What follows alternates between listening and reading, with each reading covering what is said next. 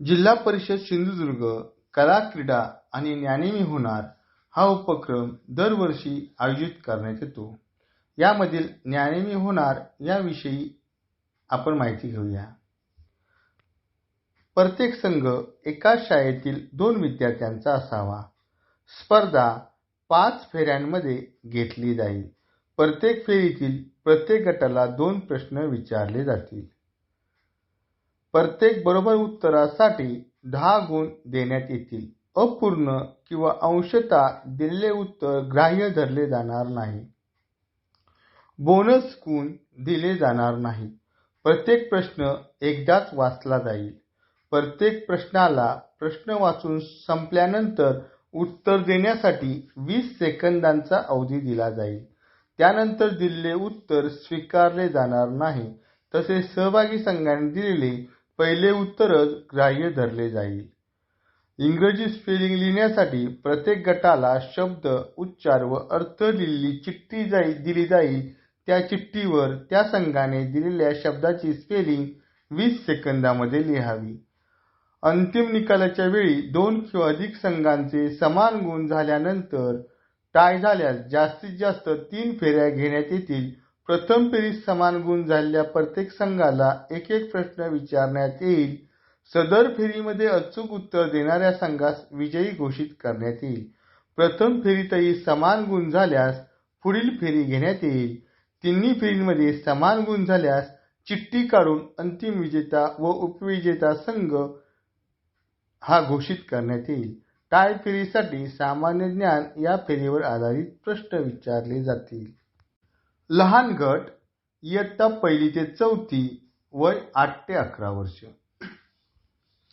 प्रत्येक संघासाठी प्रत्येक फेरीसाठी पहिल्या व दुसऱ्या प्रश्नासाठी प्रत्येकी एक प्रश्न विचारावा. फेरी क्रमांक 1 विषय मराठी. पहिला प्रश्न. इयत्ता 1 ते 4 पाठ्यपुस्तकातील सर्व लेखक व कवी, त्यांची टोपण नावे, धडे, कविता, त्यांचे लेखक व कवी यावरील प्रश्न. याच फेरीतील दुसरा प्रश्न. मराठी भाषेतील व्याकरणाच्या शब्दांच्या जाती. यामध्ये 4 जाती. नाम, सर्वनाम, विशेषण, क्रियापद यावरील प्रश्न. लिंग, वचन, म्हणी पूर्ण करा, शब्द समूहाबद्दल एक शब्द, अलंकारिक शब्द, समूहदर्शक शब्द, मुख्य काळ यावर आधारित प्रश्न. फेरी क्रमांक 2 विषय इंग्रजी. यामधील पहिला प्रश्न हा इयत्ता 1 ते 4 पाठ्यपुस्तकातील शब्दांची स्पेलिंग लिहिणे. प्रत्येक संघाला एक चिठ्ठी दिली जाईल. त्या चिठ्ठीवर त्या शब्दाचे उच्चार आणि अर्थ लिहिला जाईल. त्याची स्पेलिंग त्या संघाला विचारली जाईल किंवा त्या कागदावर ती स्पेलिंग लिहावी, त्याचे वाचन केले जाईल. दुसरा प्रश्न.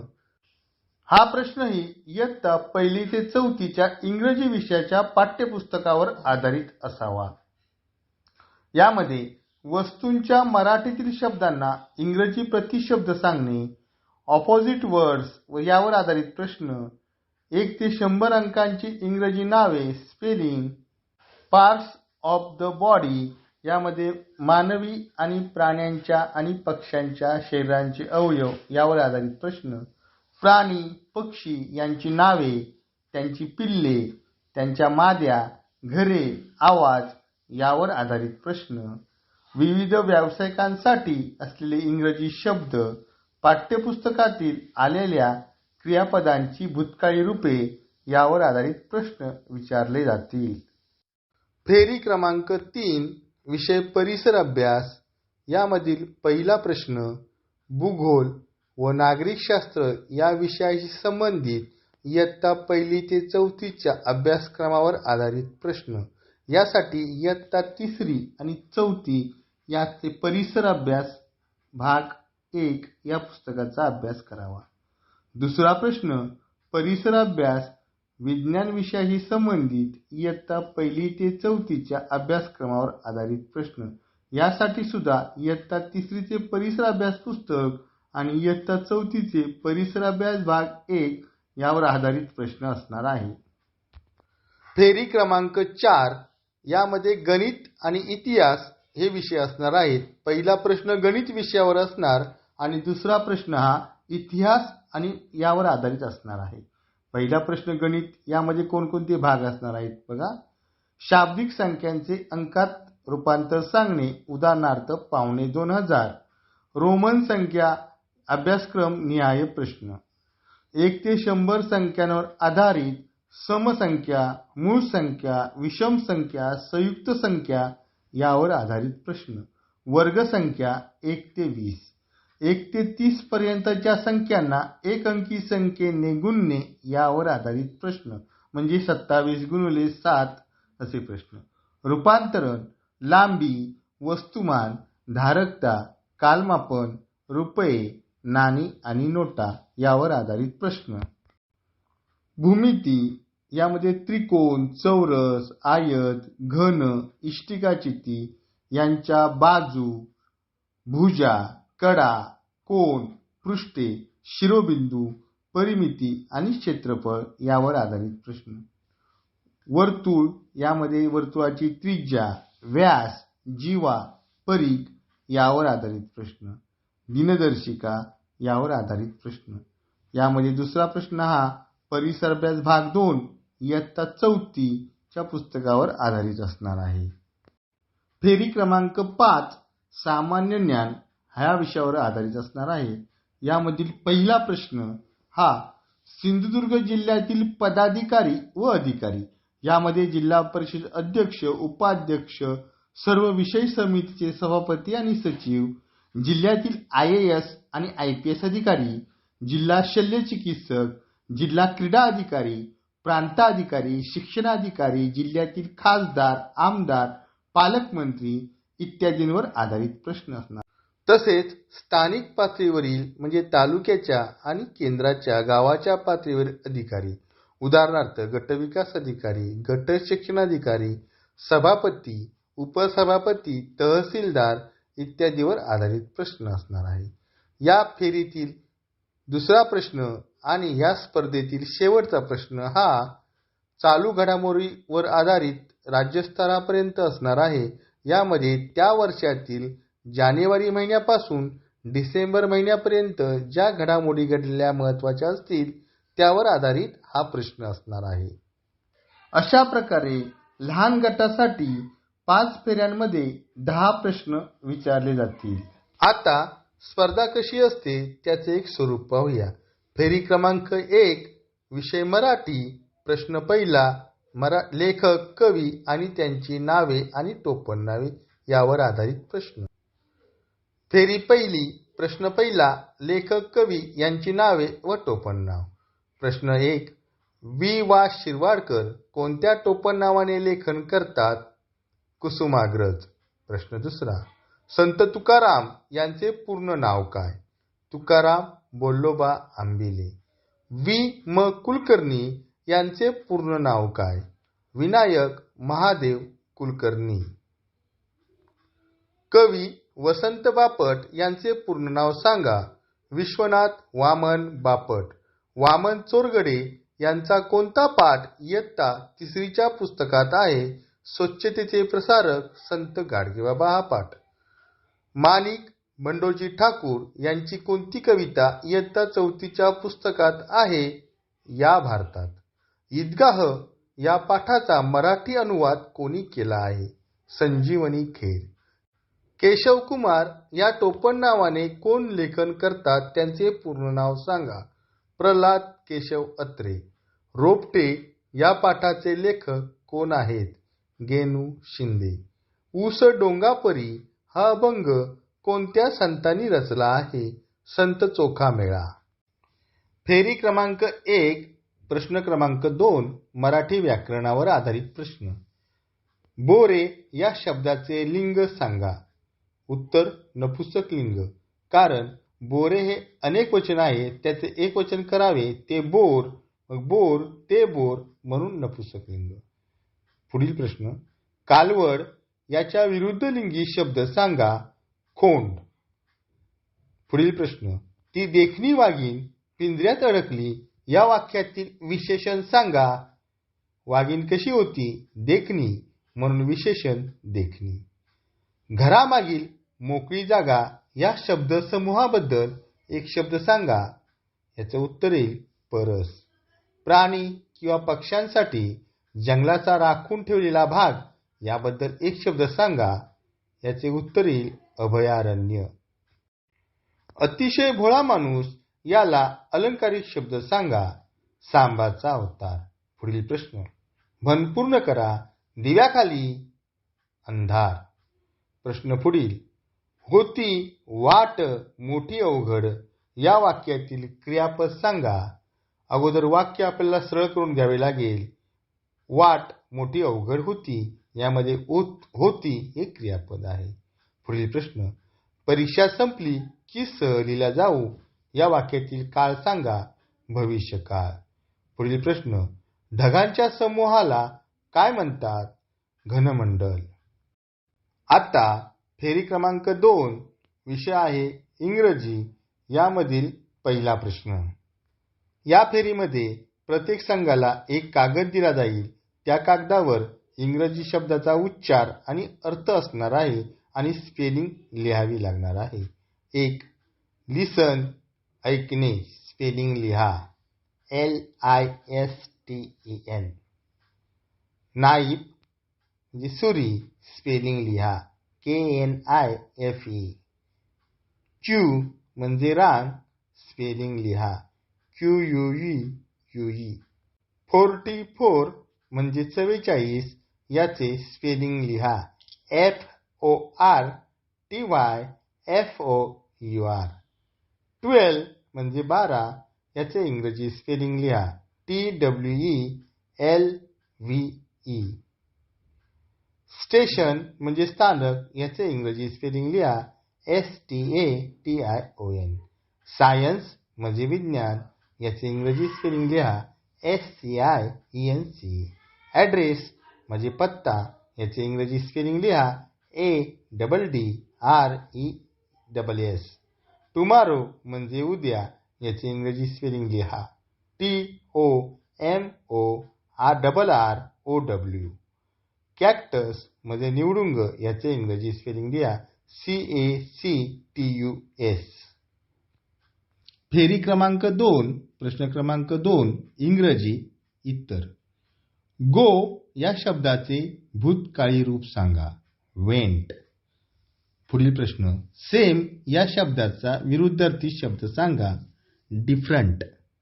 घड्याळ हाताच्या ज्या भागावर बांधले जाते त्या भागाला इंग्रजीत काय म्हणतात.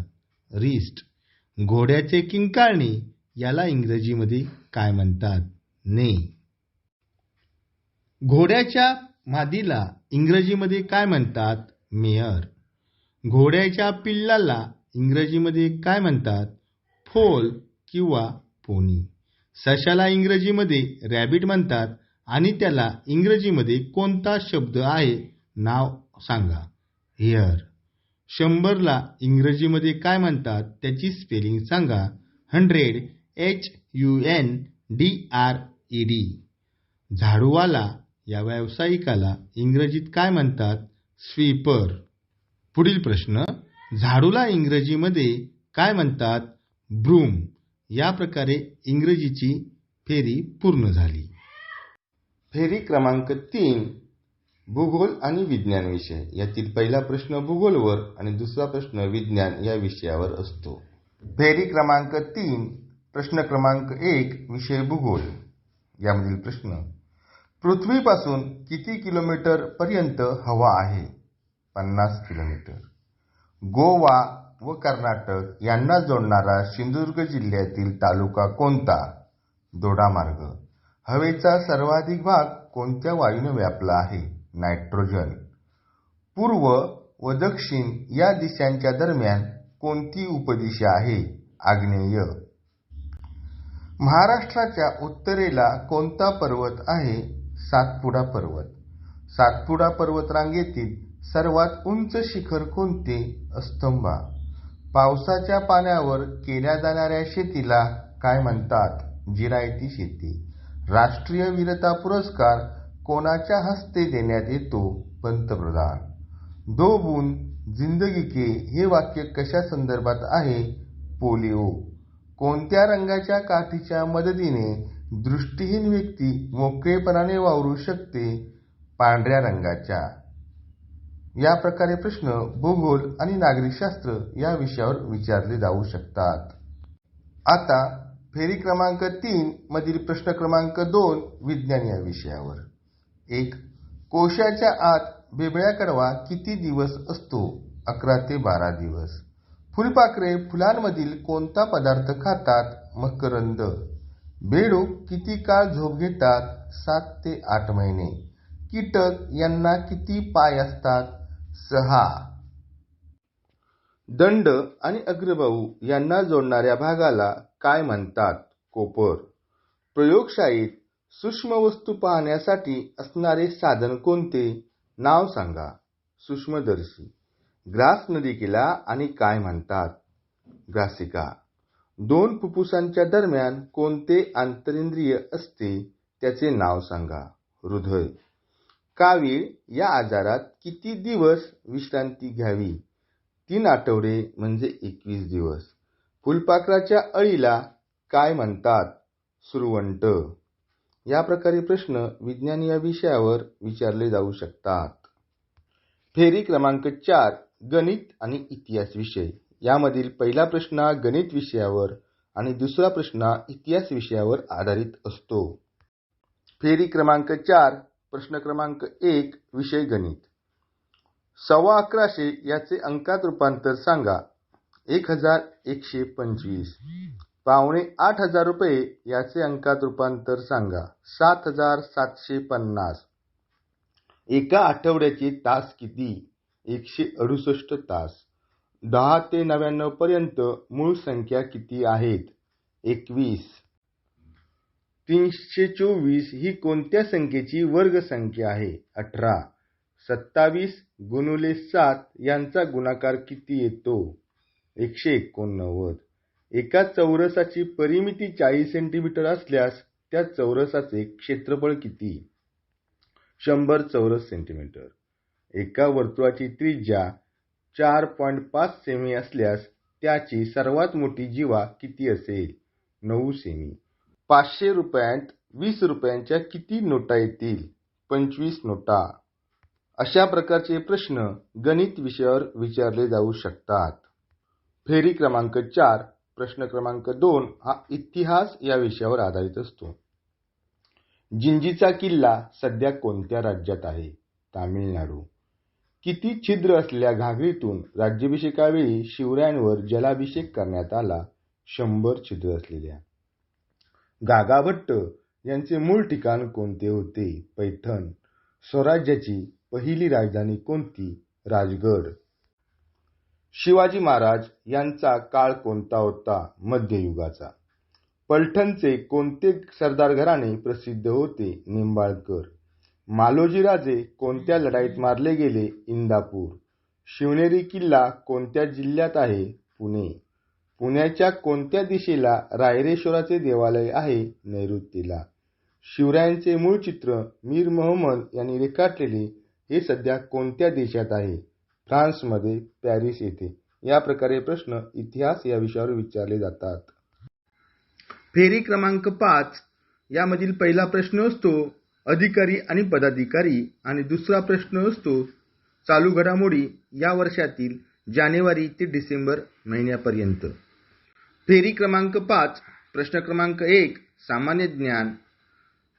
जिल्ह्याचे प्रशासकीय प्रमुख कोण असतात? मुख्य कार्यकारी अधिकारी. जिल्हा नियोजन मंडळाचे अध्यक्ष कोण असतात? माननीय पालकमंत्री. तालुक्याचे प्रशासकीय प्रमुख कोण असतात? गटविकास अधिकारी. जिल्ह्याला जिल्हाधिकारी तर तालुक्याला कोणते अधिकारी असतात? तहसीलदार. जिल्हा परिषदेच्या स्थायी समितीचे सचिव कोण असतात? उपमुख्य कार्यकारी अधिकारी. ग्रामपंचायतीचे सचिव कोण असतात? ग्रामसेवक. जिल्हा नियोजन मंडळाचे सचिव म्हणून कोण काम पाहतात? जिल्हाधिकारी. स्थायी समितीचे पदसिद्ध सभापती कोण असतात? माननीय जिल्हा परिषदेचे अध्यक्ष. पंचायत समितीचे सचिव कोण असतात? गटविकास अधिकारी. जिल्हा शिक्षण समितीचे सचिव कोण असतात? माननीय शिक्षणाधिकारी प्राथमिक. या प्रकारे तसेच अशा पदांवरील व्यक्ती यांची नावे या प्रकारचे प्रश्न या प्रश्नामध्ये विचारले जातात.